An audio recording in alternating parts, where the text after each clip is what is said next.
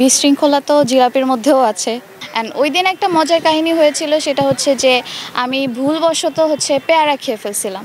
যখন কাজিন থাকতাম একসঙ্গে, তখন একটু চুপচাপ করে পানি খাওয়ার পরিকল্পনা করতাম আর কি। না, টেস্ট করে আবার ফেলে দেই, মুখে দিয়ে একটু বুঝে ফেলে দেই। তো আসলে ঐতিহাসিক রমজান মাসের খাবার, এটা সবাই পছন্দ করেন খেতে। আর এটা সবথেকে বেসিক একটা খাবার, মানে ইফতারিতে থাকে। তো এটা সবাই পছন্দ করে, আর আমারও মানে পার্সোনাল ওয়েতে ভালো লাগে। তো এই ঝালের সাথে মিষ্টি, এটা আসলে মানানসইটা যদি ঝালের সঙ্গে মিষ্টি, হ্যাঁ খারাপ না তো।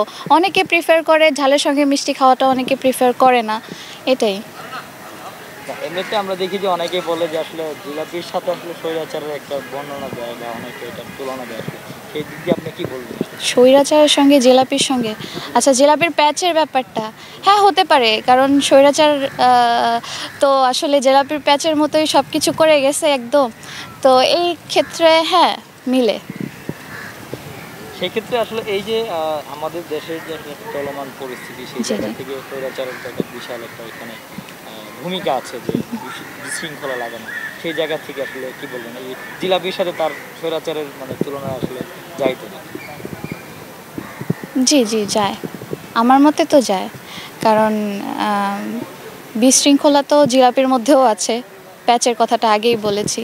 অ্যান্ড সেই রকম বিশৃঙ্খলা প্যাচের মতো করেই সে দেশটা থেকে মানে চলে গিয়েছে। এই জন্য মিল পাওয়া যায় আসলে। তাহলে কোনটা বেশি প্রায়োরিটি আপনাদের, জিলাপি দিয়ে মুড়ি মাখা নাকি? না, এখন তো জিলাপি ছাড়াই মুড়ি মাখানো খেতে ইচ্ছা করবে অবশ্যই। কারণ এখন জিলাপির কথা মনে পড়লেই ওই স্বৈরাচারের কথা মনে পড়বে। সেজন্য জিলাপিটা এখন এড়াই চলবো, অবশ্যই অবশ্যই। প্রথম রমজান, মানে আপনি ছোটবেলায় যখন প্রথম রোজা রাখেন, তখন তখনকার অভিজ্ঞতা কি?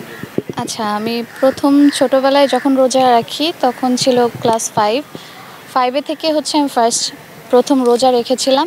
এর আগে ওই রকমভাবে ফ্যামিলি রোজা কখনো রাখতে দেয়নি, উঠায়নি আসলে। আমি অনেকবার চেয়েছি সবার রোজা থাকা দেখে, কিন্তু আমাকে তেমন করে ওই যে বলতো যে ফার্স্টে সকালে খাবার খেলে প্রথম রোজা, দুপুরে খাবার খেলে দ্বিতীয় রোজা, এরকম করে আমার যতদিন না বুঝছি যে রোজার আসলে মিনিংটা কি, ততদিন রোজা থেকেছি। তো যখন থেকে একটু ধারণা আসছে যে রোজা কিভাবে থাকতে হবে, রোজা কি, তখন থেকে সেটা ছিল ক্লাস 5-এ। তো তখন সবাই ফ্যামিলি থেকে জেনে ওই দিন ফুল না খেয়ে রোজা ছিলাম। অ্যান্ড ওই দিন একটা মজার কাহিনী হয়েছিল, সেটা যে আমি ভুলবশত পেয়ারা খেয়ে ফেলছিলাম।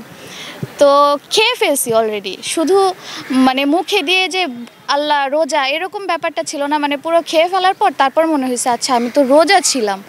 তারপর আমি আমার নানুকে জিজ্ঞাসা করি যে নানু, আমি তো একটা পেয়ারা খেয়ে ফেলছি ভুলে, তো এখন কি আমার রোজাটা হবে? বলে কি যে তুমি তো মানে ইচ্ছা করে খাওনি, তুমি তো ভুলবশতভাবে খেয়ে ফেলছো, হবে হবে হবে। তো এই ছিল একটা মানে ফানি এক্সপিরিয়েন্স ওই দিনের। এরকম এখনও আমার প্রায় হয় যে ভুলবশতভাবে পানি খেয়ে ফেলি, কিংবা কিছু একটা মুখের সামনে দেখলে মানে চলে আসে, পরে মনে পড়ে যে আল্লাহ আমি তো রোজা, এই যে এখনও হয়। হ্যাঁ হ্যাঁ, দুপুরের দিকে কেমন লাগছিল? দুপুরের দিকে, হ্যাঁ দুপুরের দিকে একটু ধরে আসলে রোজায়, মানে খুব ভালোই ধরে, একটু না। কেউ কি চুপচাপে কোনো খাবার দিয়েছিল? চুপচাপ না, চুপচাপে কখনো খাবার দেয়নি, এখন দেয়নি। কিন্তু আগে আমরা যখন কাজিন থাকতাম একসঙ্গে, তখন একটু চুপচাপ করে পানি খাওয়ার পরিকল্পনা করতাম আর কি। এই ইফতারের সময় অনুভূতিটা যদি বলতেন।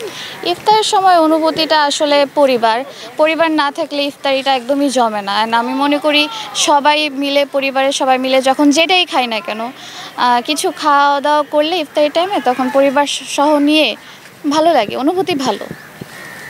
একটা প্রশ্ন করছিলাম যে ইফতারের আগে জি আপনার উপরে দায়িত্ব কি থাকে বাসায়? শরবত বানানো না না, থাকে আরও থাকে যে গুছায় রাখাটা আর কি। শরবত বানানোর সময় তো অনেক সময় চিনি কম হয় বা বেশি মিষ্টি হয়, এটা কি টেস্ট করে? হ্যাঁ হ্যাঁ, এটা টেস্ট করা হয়। না, টেস্ট করে আবার ফেলে দেই, মুখে দিয়ে একটু বুঝে ফেলে দেই, এটা করি।